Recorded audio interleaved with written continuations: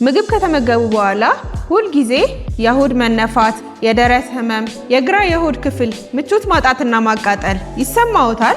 ከ60% በላይ የሚሆነው የጨጓራ ቁስለት መንስኤው ኤች ፓይሎሪ የተባለ አደገኛ ባክቴሪያ ሊሆን እንደሚችል ምን ያህል ያውቃሉ? በፈረንጆቹ 2025 መግቢያ በኢትዮጵያ ላይ የተደረገ ጥናት እንደሚያሳየው 49% ከሚሆኑት የምግብ አለመፈጨት ችግር ካለባቸው ሰዎች መሃል 35% የሚሆኑት ኤች ፓይሎሪ የተባለው አደገኛ ባክቴሪያና የጨጓራ ቁስለት እንዳለባቸው ጥናቶች ያሳያሉ። ሰላም ጤና ይስጥልኝ ውድ የሳሌም ኬር ዩቲዩብ ቻናል ቤተሰቦች፣ ሲስተር ኢየሩሳሌም ነኝ። በዛሬው ክፍል 7 ቆይታችን አብዛኞቻችን በዕለት ተዕለት ኑሯችን ከምንሰቃይበት የጨጓራ ህመም ጀርባ ያሉትን ዋነኛ አጋላጭ ምክንያቶችና በሳይንሳዊ መንገድ የተረጋገጡ የመፍትሄ ሀሳቦችን ይዤላችሁ ቀርቤያለሁ። እስከ መጨረሻው ድረስ አብራችሁን ቆዩ። የሳሌም ኬር ዩቲዩብ ቻናል አዲስ የጤና ቻናል እንደመሆኑ ለማህበረሰቡ ይጠቅማሉ ያላቸውን ጤና ነክ ጉዳዮች በስፋትና በዝርዝር ይዞ እየመጣ ያለ ቻናል ነው። ለብዙሃኑ ተደራሽ እንዲሆን ላይክ፣ ሼር፣ ሰብስክራይብ በማድረግ አብሮነታችሁን አሳዩ።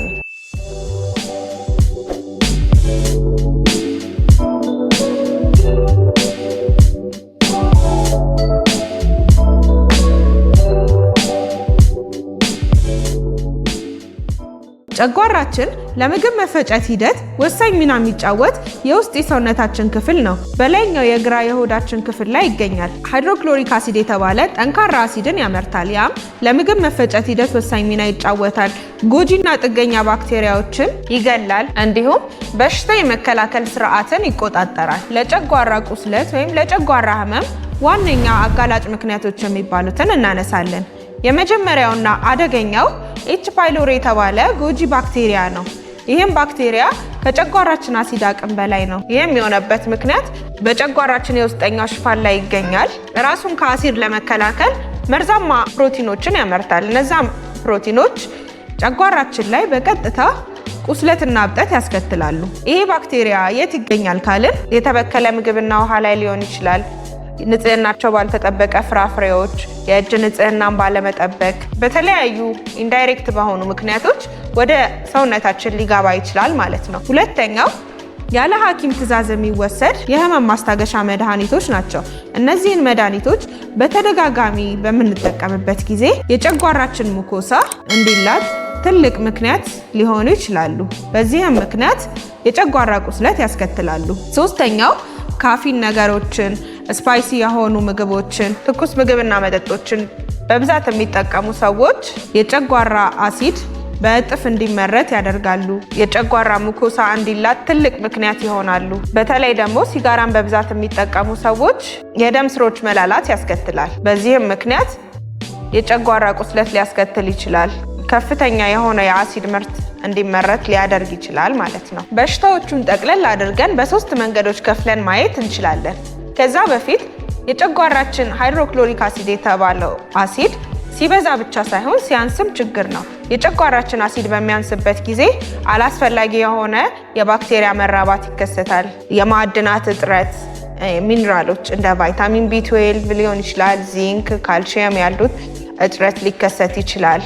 ቶሎ ግሳት ሊኖር ይችላል። ነገር ግን የጨጓራችን አሲድ በሚበዛበት ጊዜ ደግሞ ደረት አካባቢ የማቃጠል ስሜት፣ የሆድ መነፋት፣ የግራ የሆድ ክፍል ምቾት ማጣት ሊኖር ይችላል ማለት ነው።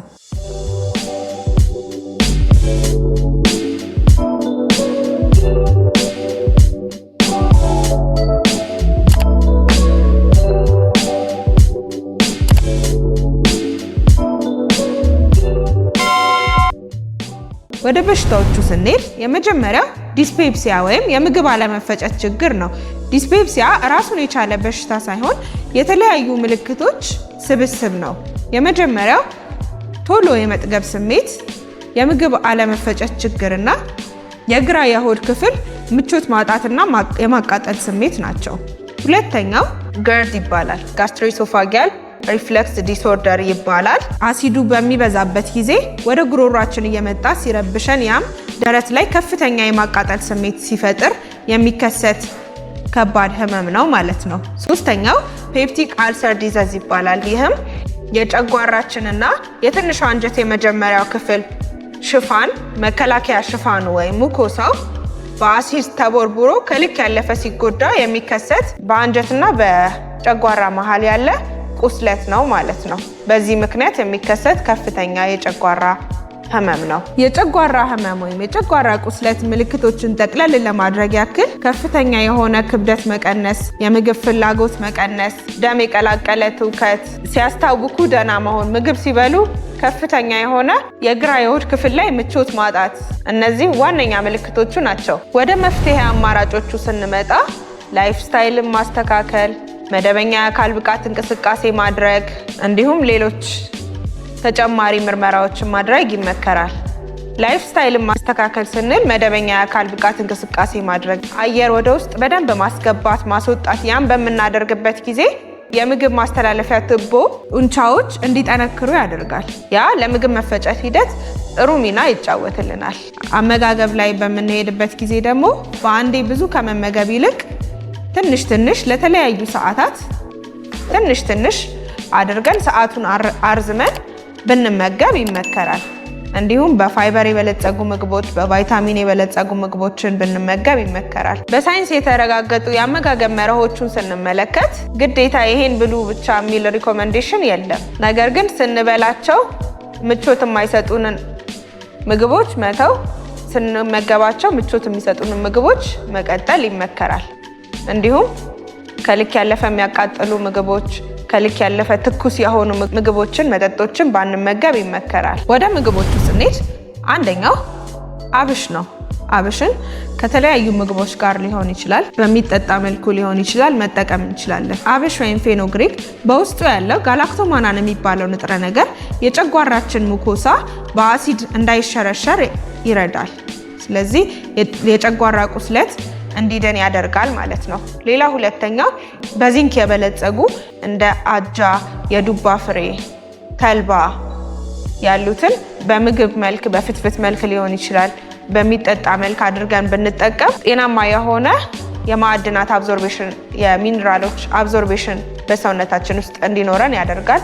ጤናማ የሆነ የሃይድሮክሎሪክ አሲድ መጠን እንዲኖረን ያደርጋል። ሌላው የጥቅል ጎመን ጁስ ነው። የጥቅል ጎመን ጁስ በምንጠቀምበት ጊዜ የጨጓራችን ሙኮሳ ቁስለት እንዳይኖር ይረዳናል። ይህም በቅርብ ጥናቶች የተረጋገጠና ፕሩፍ የተደረገ ነው። በቫይታሚን ቢ12 የበለጸጉ ምግቦችን ብንመገብ እንደዚሁ ሳልመን ፊሽ ሊሆን ይችላል፣ የዶሮ ስጋ፣ ቅባት ያልበዛባቸው ስፓይሲ ያልሆኑ ምግቦችን ብንመገብ ይመከራል። እንዲሁም አሲዱ ወደ ላይ እየመጣ ለሚረብሻችሁ ታማሚዎች ትራስ ከ15 እስከ 20 ሴንቲሜትር ከፍ አድርጋችሁ ብትተኙ ይመከራል። ያም አሲዱ ወደ ላይ እየመጣ እንዳይረብሻቸው ያደርጋል።